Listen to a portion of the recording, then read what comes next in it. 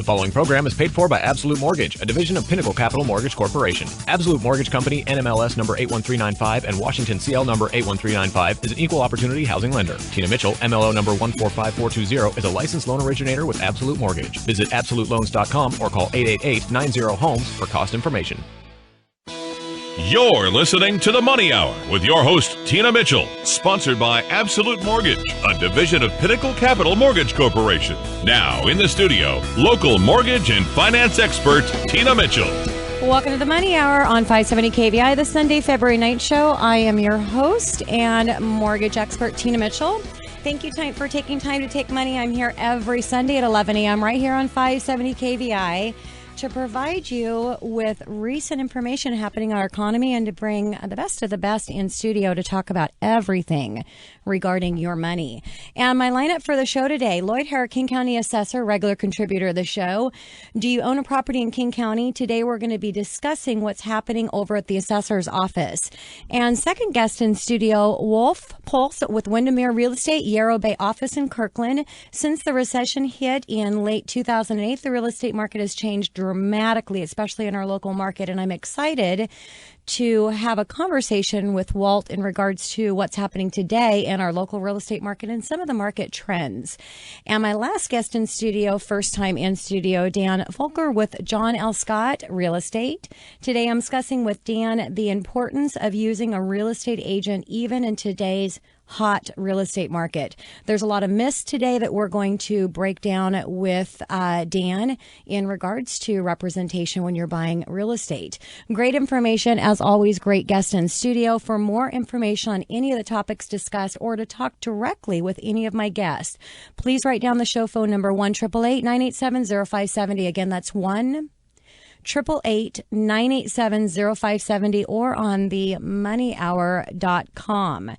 And let's go ahead and start out with a little money chat.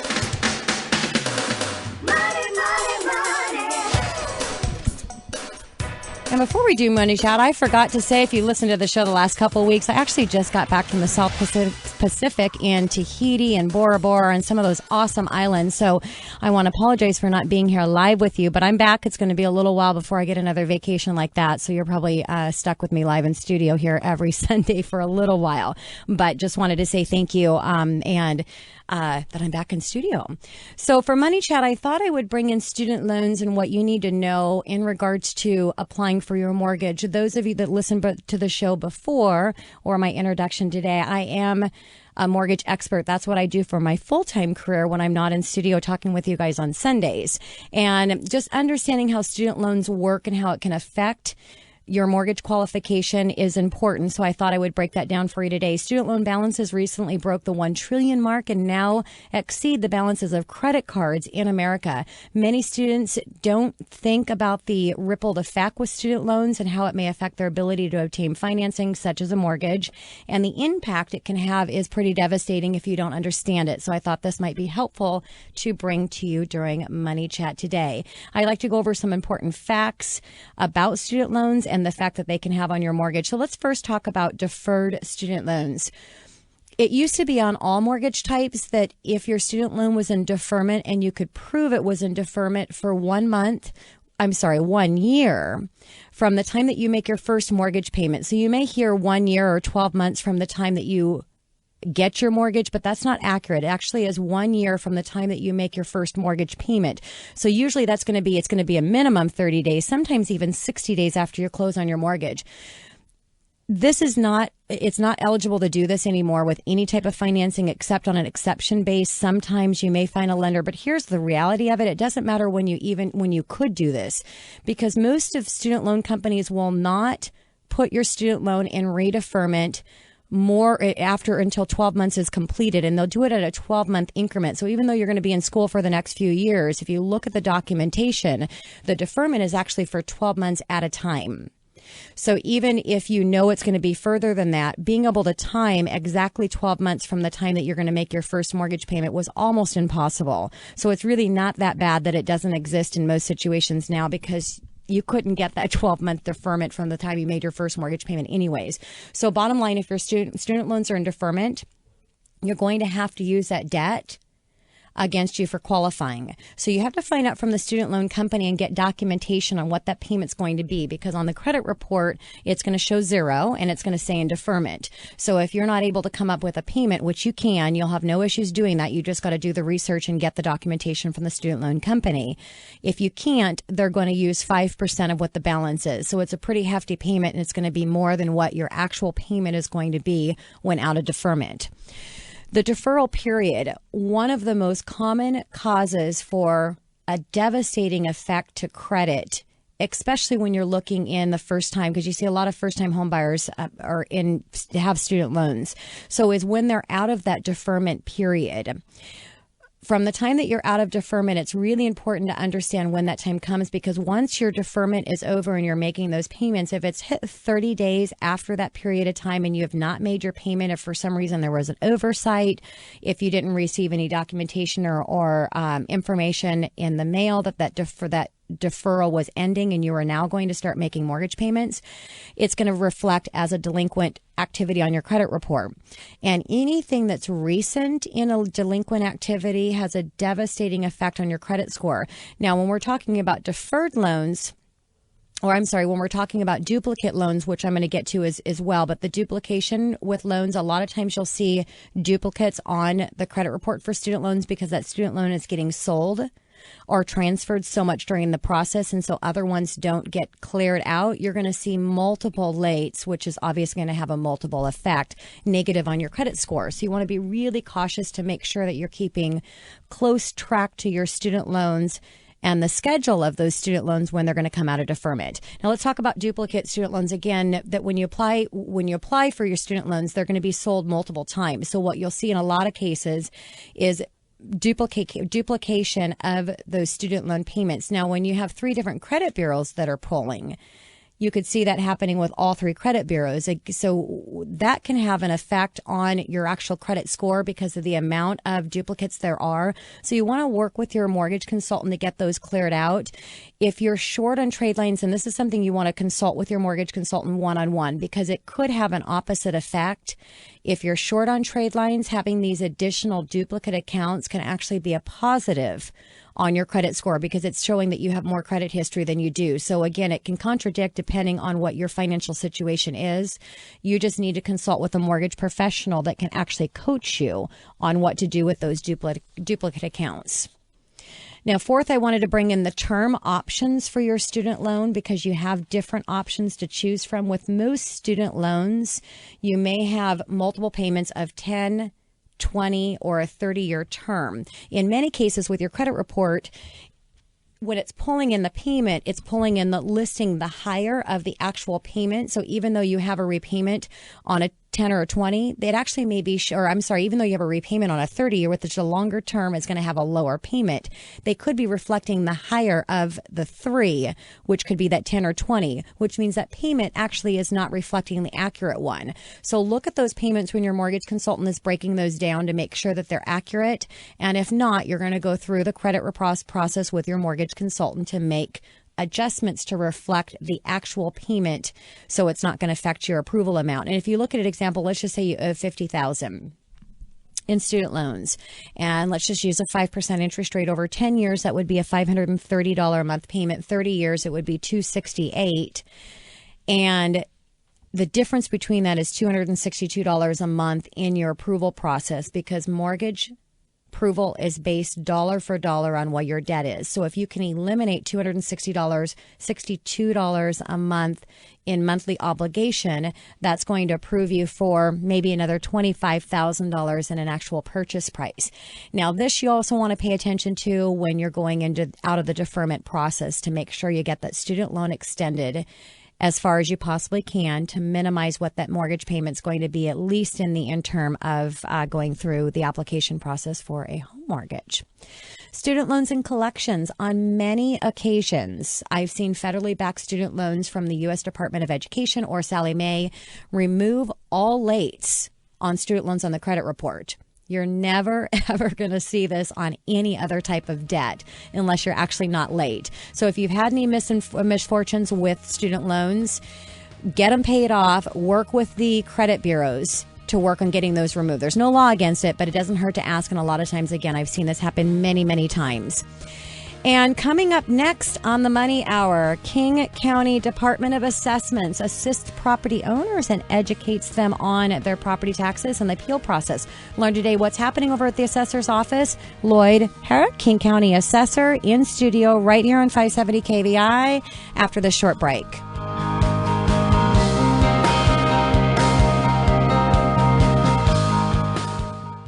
Question. Seniors and children of aging parents, do you have a plan for mom and dad's house when they can no longer maintain it or they need special care?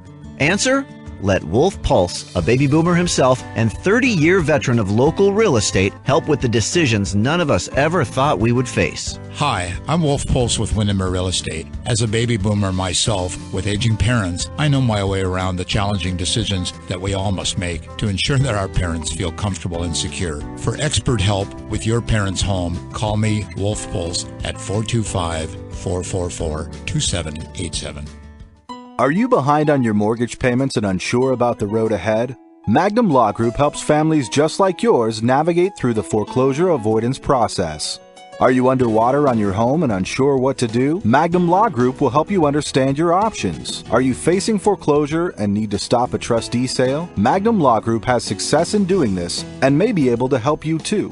If you're tired of dealing with the banks and getting turned down for loan modification, Magnum Law Group will take on the banks for you and lead you through the process for the best possible outcome. They lead the competition with superior knowledge and expertise. This is Craig from Magnum. You can reach us at 425-605-6393 or at www.magnumlawgroup.com. See you at the next seminar.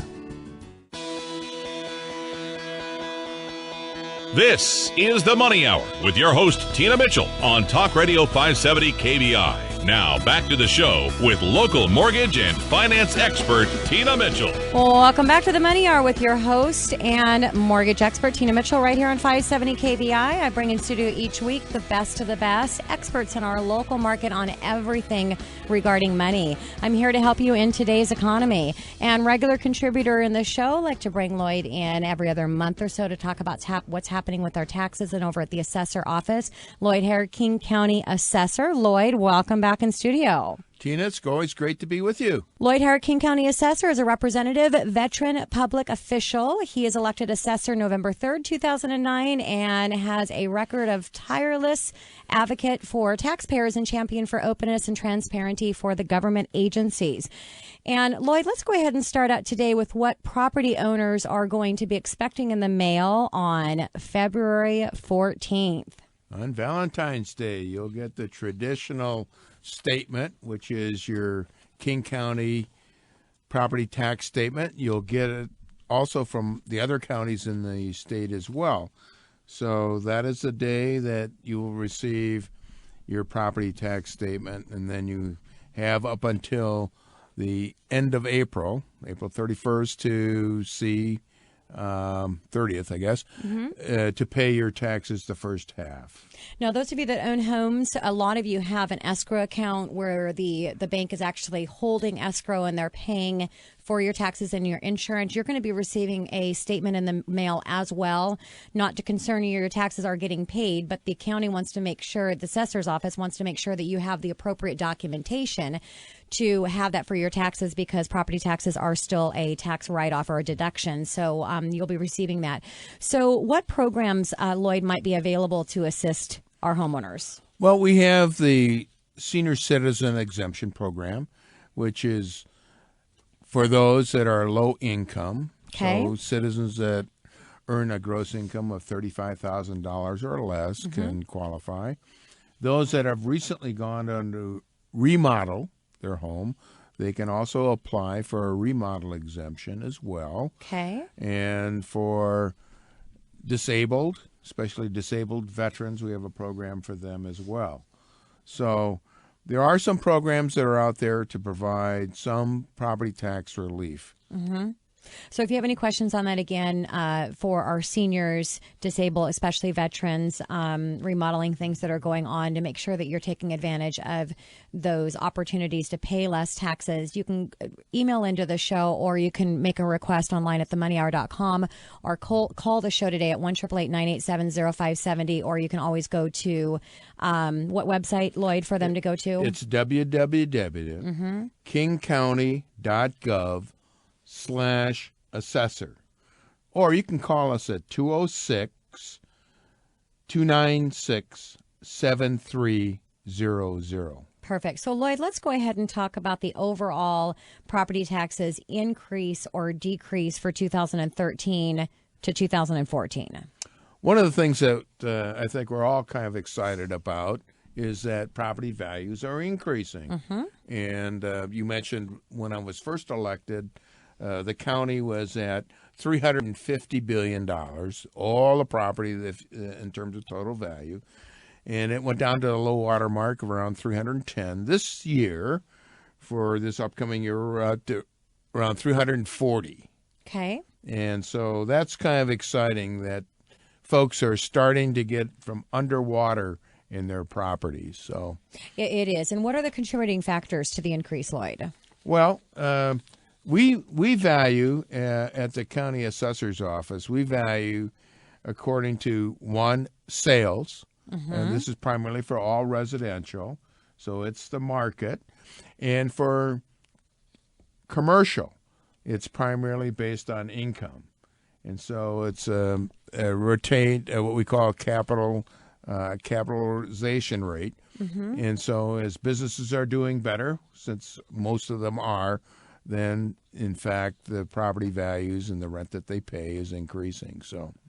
And Lloyd, I think it's important to also explain to our listeners on property taxes and what those are actually, the year that those are based on, because I think homeowners get confused on how that works. That's true. We, for this year, it's based on the January 1st, 2013 year. So we're going back 1 year as compared to the tax year. Okay. So there is a 12-month plus so many added months, lag between the value that we place, which we call the assessed value year, versus the taxable year.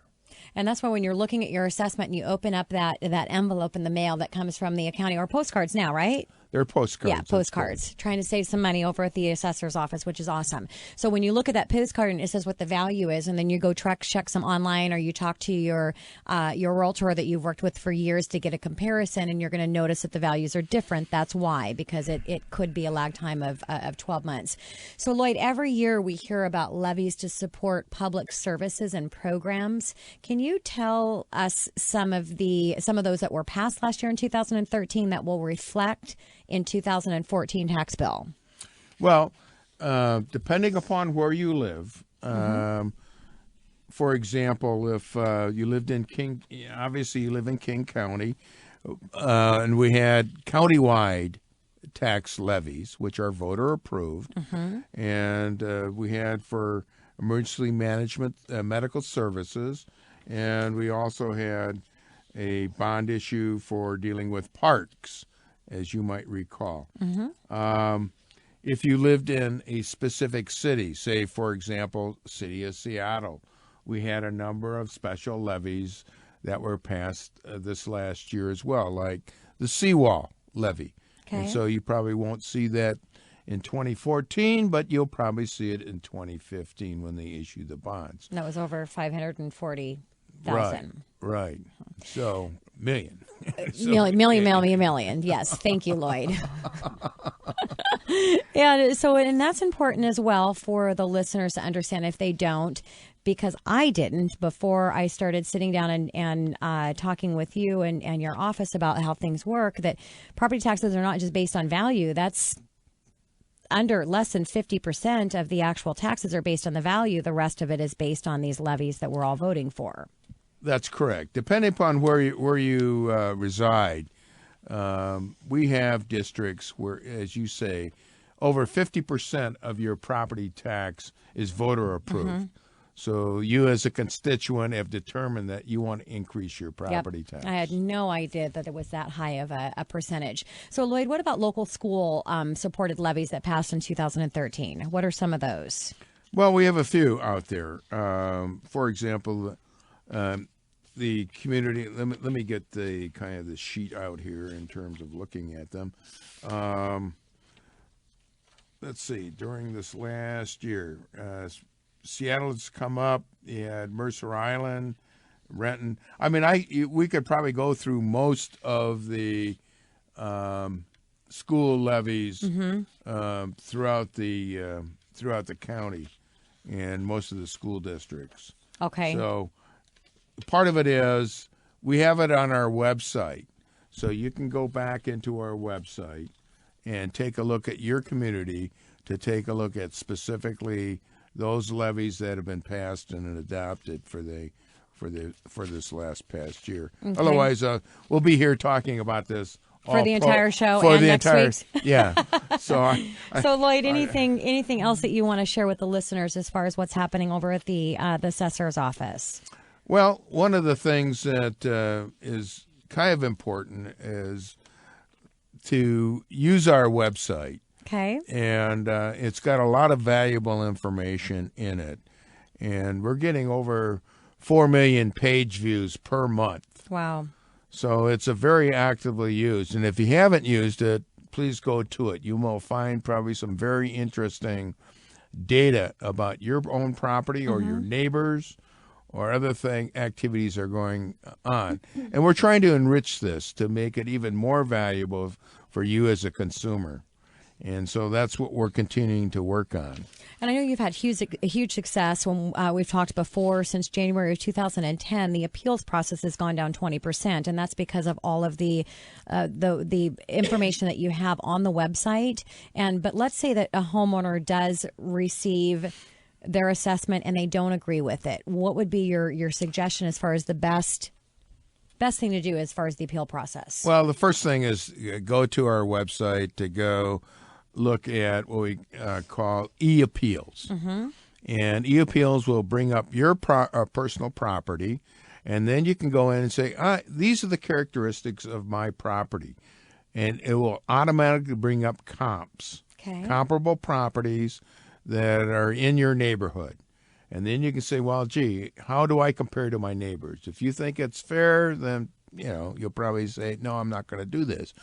But if you see things that are out of line, clearly begin to take another whole look at it. The other element is within the property tax, we have what we call a property tax calculator. And so you say, well, I'm very angry at, say, the port. And so I don't want to pay their portion of the tax. No, that doesn't work that way. Either you pay it all or you pay or you have to appeal your overall property to get a total tax reduction. Okay. So you can take a look at that also. And I think one of the things that's been really encouraging is that of those that have appealed, 80% have gone online and used the website. So that's what it appears that it's working. Yeah, absolutely. Yeah, huge compliment to the developers. And so the other aspect, well, this was all developed in-house by the staff within the King County Assessor's office.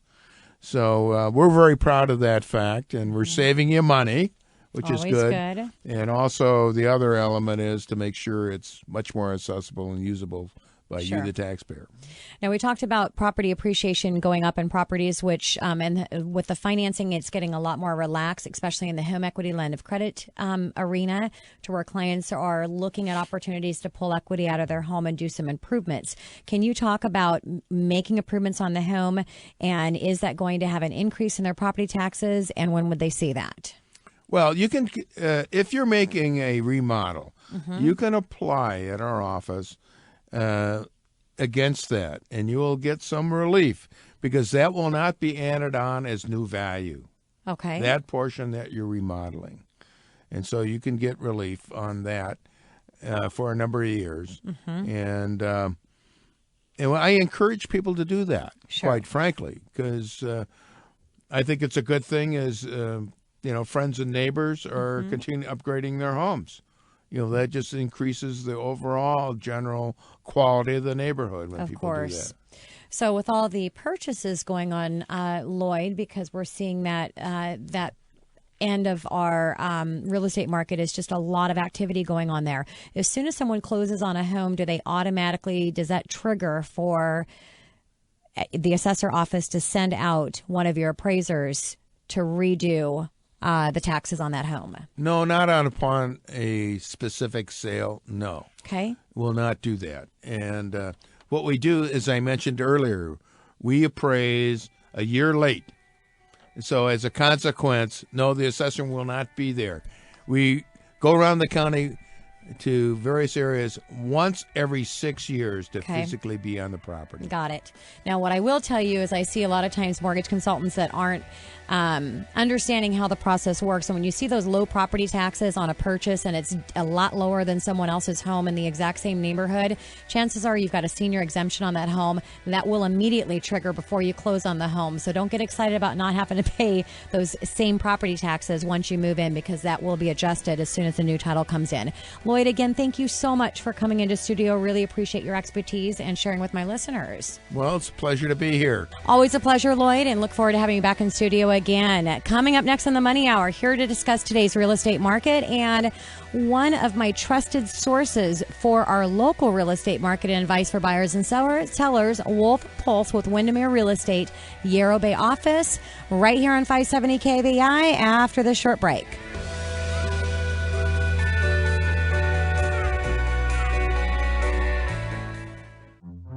Interested in how the current market has affected your home's value? Dan Faulkner with John L. Scott Real Estate can help. Everyone in their database gets a complimentary market analysis each year. There's no obligation. Just think of them next time you have a real estate need or referral. Hi, I'm Dan Faulkner with John L. Scott Real Estate. You can reach out and connect with us at 425-941-0040. That's 425-941-0040. Or visit us on the web at faulkner-realestate.com. Question. Seniors and children of aging parents, do you have a plan for mom and dad's house when they can no longer maintain it or they need special care? Answer. Let Wolf Puls, a baby boomer himself and 30-year veteran of local real estate, help with the decisions none of us ever thought we would face. Hi, I'm Wolf Puls with Windermere Real Estate. As a baby boomer myself with aging parents, I know my way around the challenging decisions that we all must make to ensure that our parents feel comfortable and secure. For expert help with your parents' home, call me, Wolf Puls, at 425-444-2787. This is the Money Hour with your host, Tina Mitchell, on Talk Radio 570 KBI. Now, back to the show with local mortgage and finance expert, Tina Mitchell. Well, welcome back to the Money Hour with your host and mortgage expert, Tina Mitchell, right here on 570 KBI. Each week, I share expert advice and inside knowledge on today's events in our local economy and how it can affect your money. In studio right now, Wolf Puls with Windermere Real Estate, Yarrow Bay office in Kirkland. Real estate is a hot topic right now with everything that's happening, and advice on how to navigate through that environment is really important. The wrong advice could be really bad. So we want to make sure that we're providing the best advice, especially what's happening in this market. And so that's what I've got. I have Wolf in. Wolf, thank you for coming back in studio again. Thanks for having me back in, Tina. Again, Wolf is with Windermere, Yarrow Bay, was raised locally and graduated from the UW. He started a full-time real estate career in 1984 and has been at Windermere Real Estate Yarrow Bay office in Kirkland for all but 3 of those years. That says a lot, Wolf. Number one, obviously you've been selling real estate for many, many years, but the fact that you've been with one company for almost that entire time as well. Yeah, I am getting a little bit old, but I've seen a lot of changes, and it's been a great ride. That's awesome. Wolf's focus is on residential real estate properties in all of the greater Puget Sound area, but mainly he focuses on the east side and Seattle. He has served 7 years as a volunteer leader at the 5,000 plus Realtor Board of Seattle King County Realtors and was president of the Realtor Board in 2012. Wolf has also been selected as a 5-star agent best in client satisfaction by by his clients and peers for 6 years.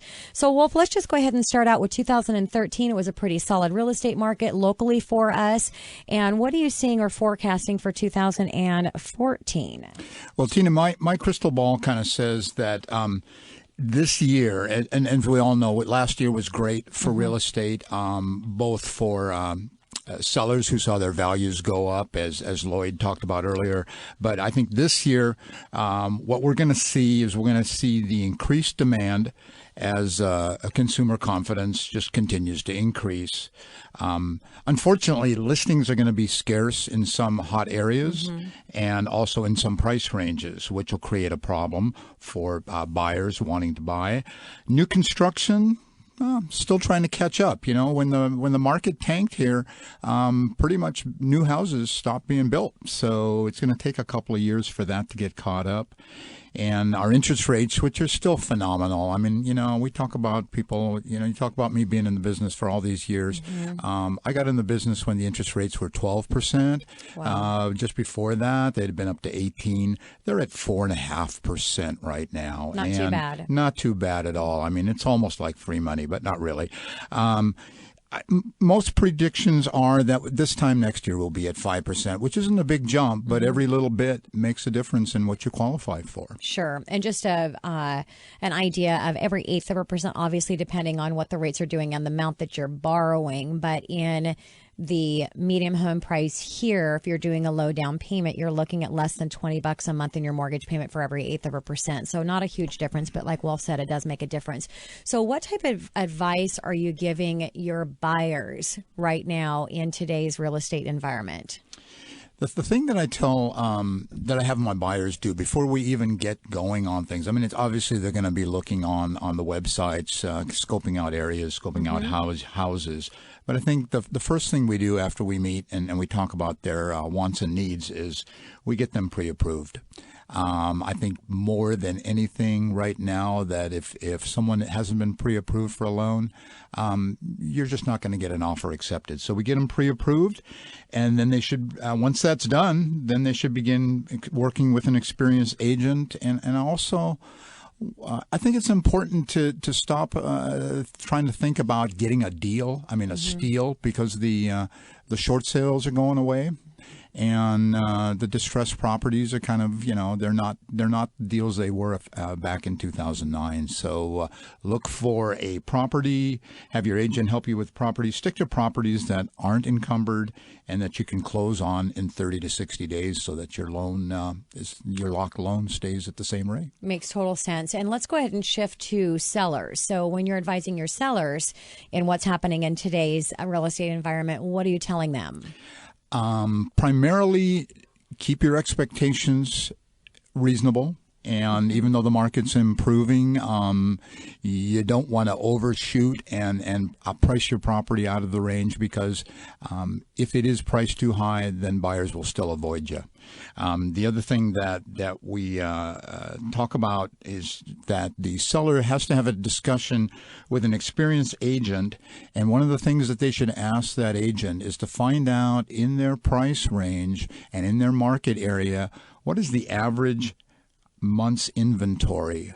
In other words, if the properties in their price range and in their area if they're lasting 1 to 2 months, then it's a seller's market. Then it may be time to get in and sell that property now. So lasting 1 to 2 months, meaning from the time that it's listed on the MLS. Right. Yeah.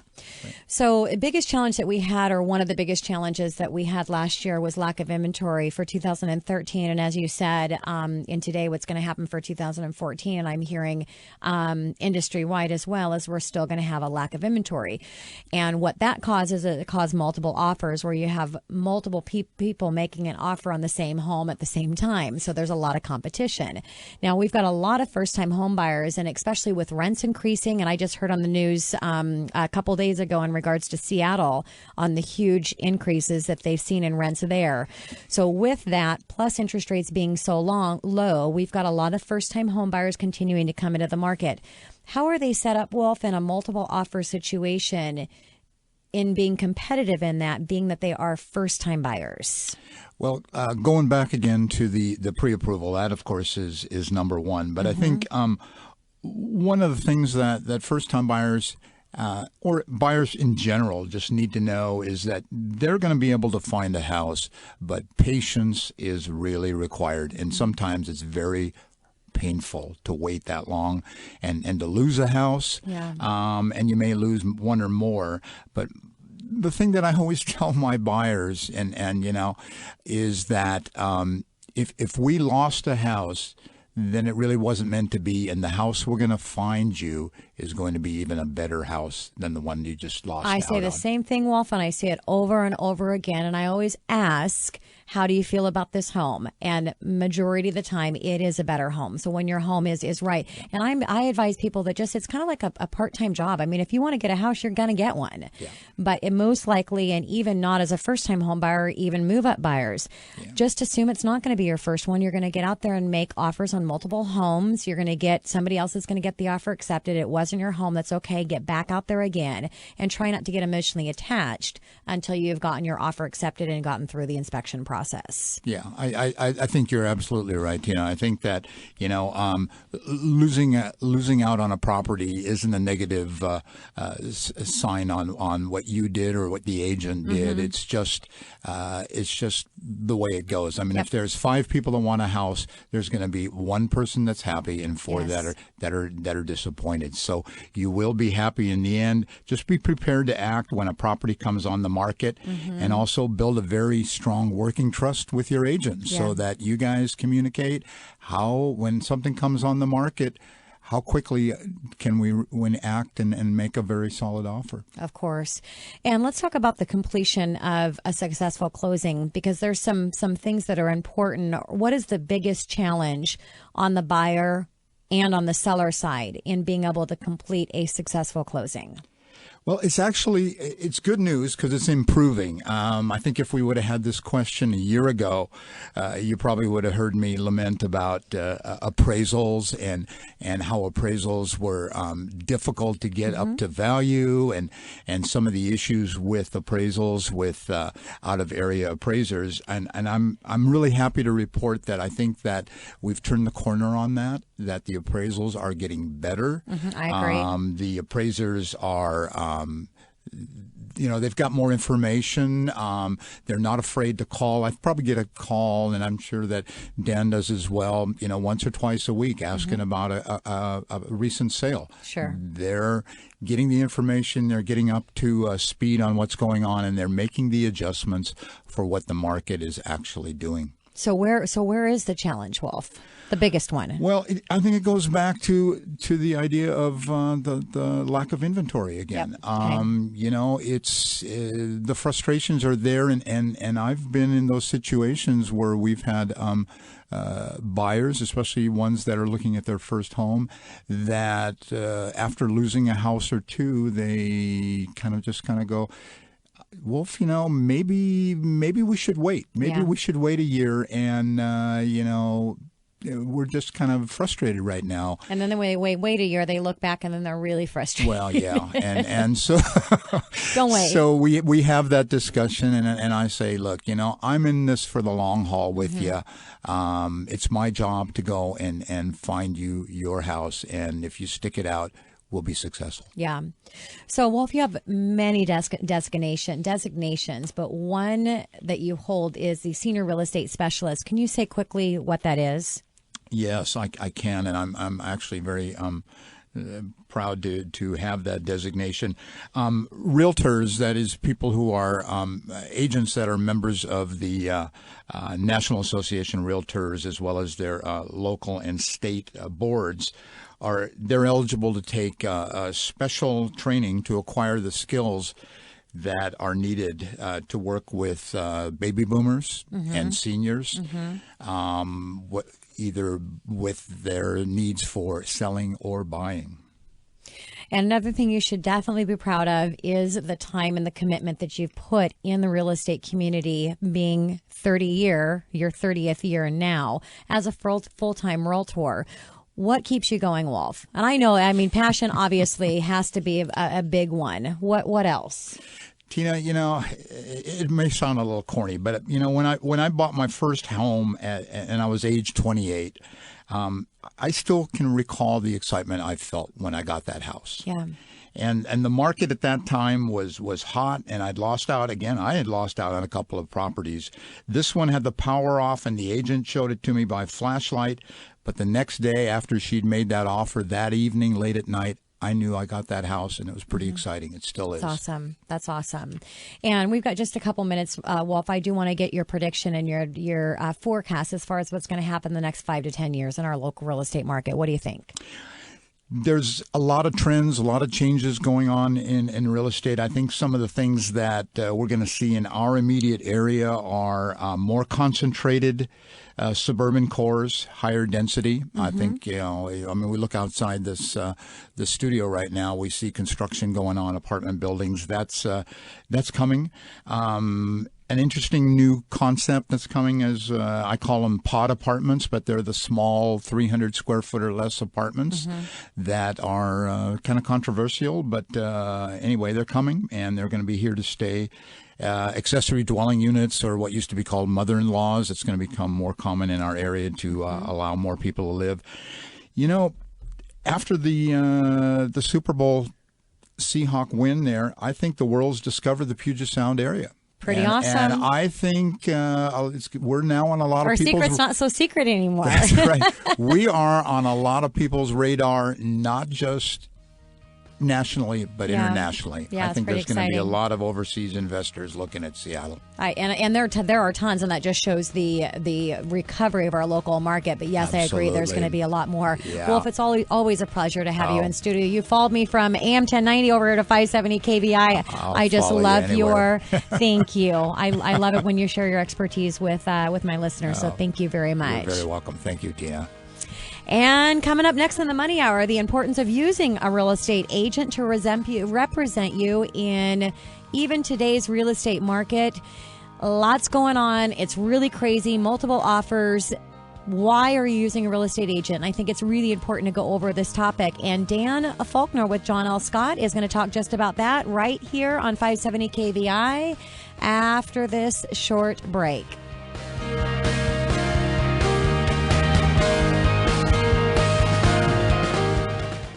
Question. Seniors and children of aging parents, do you have a plan for mom and dad's house when they can no longer maintain it or they need special care? Answer. Let Wolf Puls, a baby boomer himself and 30-year veteran of local real estate, help with the decisions none of us ever thought we would face. Hi, I'm Wolf Puls with Windermere Real Estate. As a baby boomer myself with aging parents, I know my way around the challenging decisions that we all must make to ensure that our parents feel comfortable and secure. For expert help with your parents' home, call me, Wolf Puls, at 425-444-2787. Interested in how the current market has affected your home's value? Dan Faulkner with John L. Scott Real Estate can help. Everyone in their database gets a complimentary market analysis each year. There's no obligation. Just think of them next time you have a real estate need or referral. Hi, I'm Dan Faulkner with John L. Scott Real Estate. You can reach out and connect with us at 425-941-0040. That's 425-941-0040. Or visit us on the web at faulkner-realestate.com. This is the Money Hour with your host, Tina Mitchell, on Talk Radio 570 KBI. Now, back to the show with local mortgage and finance expert, Tina Mitchell. Welcome back to the Money Hour with your host and mortgage expert, Tina Mitchell, right here on 570 KVI. I am dedicated to my listeners, providing you with the tools needed to make informed decisions on matters that affect your money. In studio right now, Dan Faulkner with John L. Scott. A lot of people are still recovering from the crisis and trying to be a little bit smarter with their money and what they're doing with their money. And if you're buying real estate, you may be thinking if you don't have representation, a real estate agent representing you, you may save money. I think it's the exact opposite. In most situations, it's going to cost you a lot of money not having that expert advice and somebody walking you through the process, because it's pretty complex. It keeps getting more complex as the time goes on. And that's why I wanted to invite Dan in studio. So Dan, thank you so much for joining me. Thanks for having me. Appreciate it. And Dan has had his real estate license since 2006 and has built his business 100% based on referral. And that amount of time in the real estate industry being 100% referral says a lot for the service that he provides to his clients. This allows him to spend more time on what really matters, his clients. Last year, Dan was awarded the 30 Under 30 Award by the National Association of Realtors. So I feel a little bit older. Wolf in studio and Lloyd a little bit older. We've got a young firecracker in studio. So thanks again, Dan, for being here. Excited to chat with you. Okay, so Dan, let's just start out with we're in a hot real estate market. We had Wolf in here talk about what happened last year, what's forecast for coming in the future. So if one of my listeners is thinking about investing in real estate or selling their property and they want to save money by not using a real estate agent, can you first talk a little bit about the commission, how that's broken down, and your advice on why that would be a bad decision? Yeah, well, I think first of all, Wolf did a great summary of where the market's at, and I think with the increased demand, increased consumer confidence, and low inventory, we're going to see a lot more this year of what we were seeing last year, which is scarcity of listings, lots of multiple offers, and the hot topic right now is, especially with sellers, is the market's so quick. My neighbor's home sold with 8 offers. I think I can sell my home myself. Yep. And so that's, I thought would be a great topic to address today as far as why a full service realtor is worth the compensation. And you had also provided some stats for me on the for sale by owner. Yeah. Do you have those? I do. What those stats are?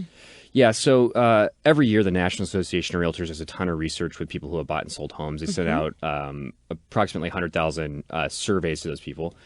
And what they found is about 10% of all home sales are for sale by owners. Yep. No realtor involved. And the average sales price for those transactions was $184,000 nationwide. Okay. Whereas if they used a realtor, the average sales price was $230,000. So about 25% more when they use a realtor.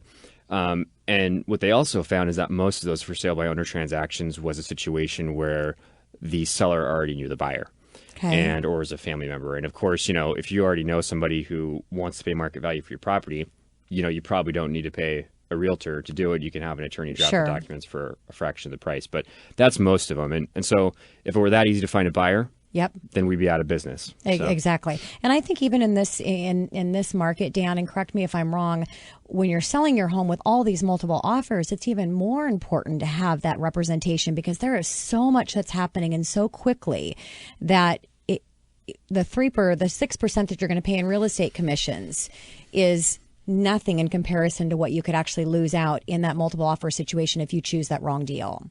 I agree. I mean, I think there's a lot of talk right now about, how good do you have to be in a multiple offer market as a seller's realtor? And, my answer to that question is you have to be pretty good. I mean, it's a difference between it selling for maybe list price or, 15, 20% above list price in certain situations. And huge. So having a good professional full service realtor, in most cases will get you a lot more money. Okay.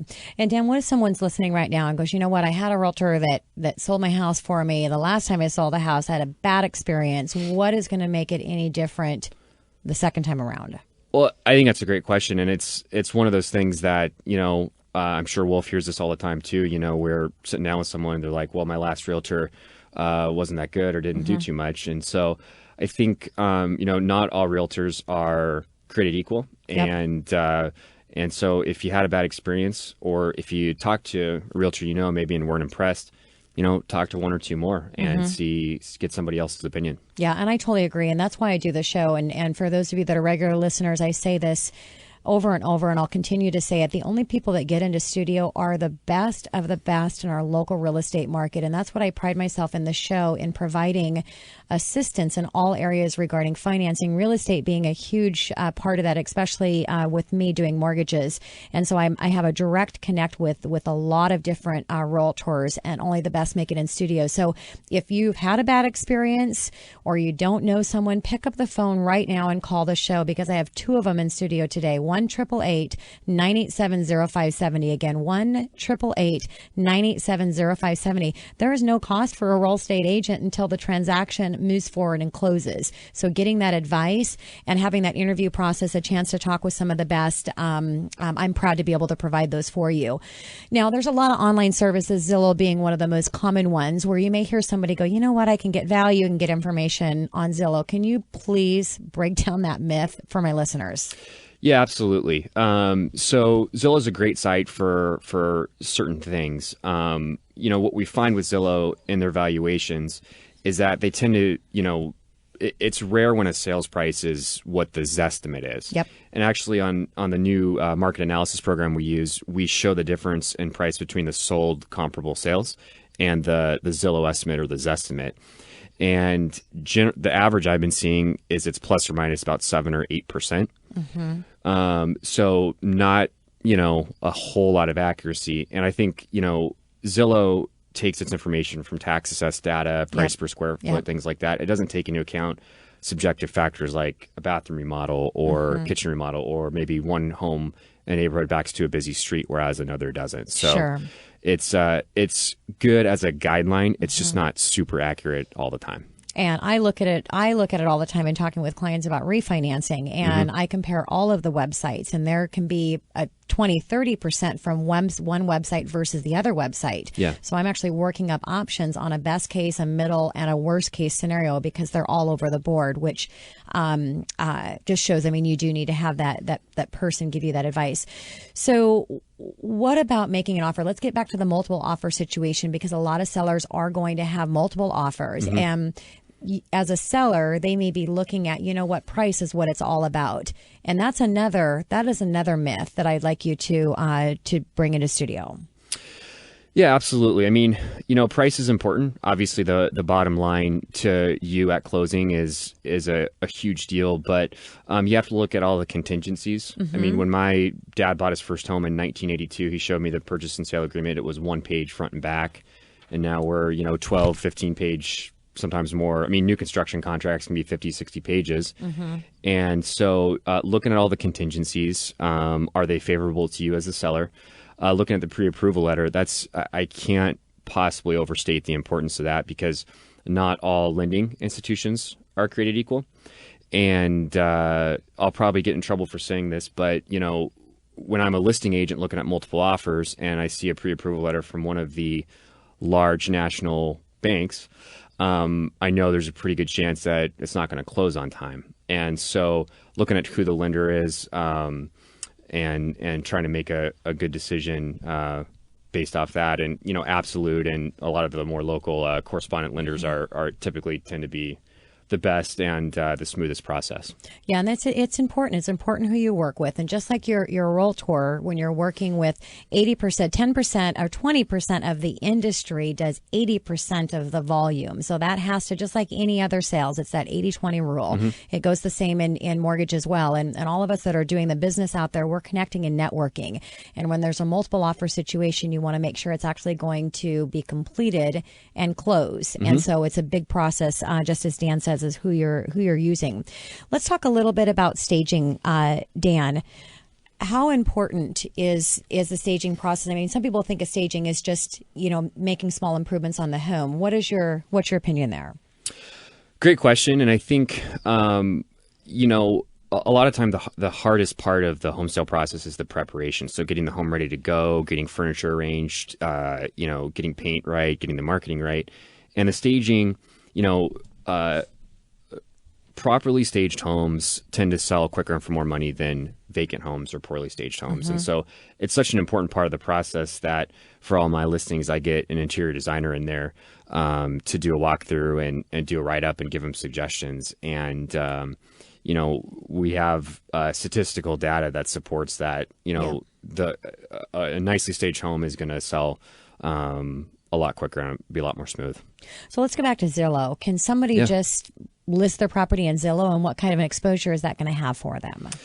Yeah, you can claim your home on Zillow, and you can advertise it as for sale. You can do the make me move thing. Zillow So a good real estate website and the sites that a good full-service professional realtor is going to use will get your home syndicated or sharing data with hundreds of websites, whereas Zillow, they don't share their data like that. And so somebody's going to have to go to Zillow as their primary place of looking for a home, which doesn't happen very often, to find your home. So it's better than nothing for sure, but it's not going to get you all the exposure you're going to need. It makes complete sense because the real estate community has the MLS, multiple listing service, that is sharing it with the, I don't know how many, we've got probably almost 20,000 agents in our local market here. Yeah. Okay. So let's talk about the hardest part of the process and getting the offer accepted. What is that? Well, I think, getting the offer isn't always the hardest part. Like I said, it's the prep, it's the staging, it's the marketing, and it's dealing with all the transactional issues after you get a signed around deal. Reselling the home to the buyer after the inspection, after they're freaked out about something, dealing with the financing issues and getting it closed on time. Yeah. There's a lot to go through the process and a lot of steps, and that's why the representation is going to make or break the process. Definitely. Well, Dan, thank you so much for coming in studio. Excited to have you back again in the near future. Any information that you want from any of my guests in studio, please pick up the phone, call 1-888-987-0570. Again, it's 1-888-987-0570. If you're driving in your car, just remember the number because it's really easy. You can give me a call later. There'll be somebody representing the show that can get you in contact with any of my guests. And this is your host and mortgage expert, Tina Mitchell, signing off for the day. Enjoy the rest of your Sunday. Thank you again for listening to the show, and I will be back next Sunday, same time, right here on 570 KVI.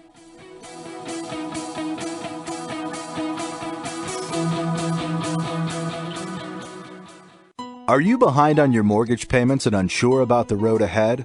Magnum Law Group helps families just like yours navigate through the foreclosure avoidance process. Are you underwater on your home and unsure what to do? Magnum Law Group will help you understand your options. Are you facing foreclosure and need to stop a trustee sale? Magnum Law Group has success in doing this and may be able to help you too.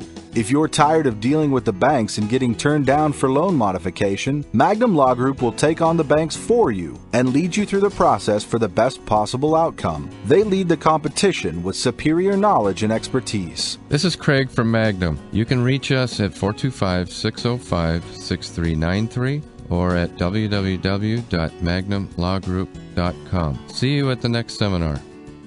The preceding program was paid for by Absolute Mortgage, a division of Pinnacle Capital Mortgage Corporation. Absolute Mortgage Company, NMLS number 81395 and Washington CL number 81395 is an equal opportunity housing lender. Tina Mitchell, MLO number 145420, is a licensed loan originator with Absolute Mortgage. Visit absoluteloans.com or call 888-90-HOMES for cost information.